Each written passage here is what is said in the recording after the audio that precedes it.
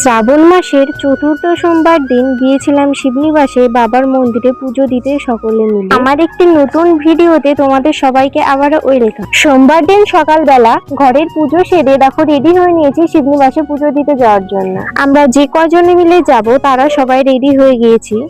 আর আমরা এখন যাচ্ছি আমার শ্বশুর মশাই টোটো। চারিদিকে পুরো সবুজে ঘেরা মাঠ, আকাশের এই সুন্দর মেঘ দেখতে দেখতে আমরা পৌঁছে গেলাম শিবনিবাস মন্দিরের সামনে।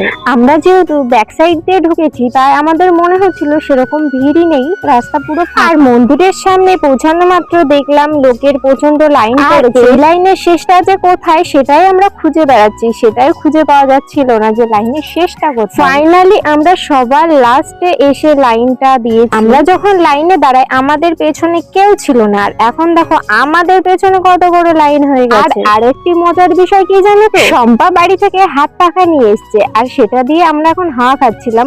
তো আজকে পড়েছিল প্রচন্ড গরম, রোদ্দুরের তাপটা ছিল প্রচন্ড। আর সত্যি বলতে বন্ধুরা, আমাদের বাড়ি থেকে বেরোতে কিন্তু অনেকটা লেট হয়ে গেছিল।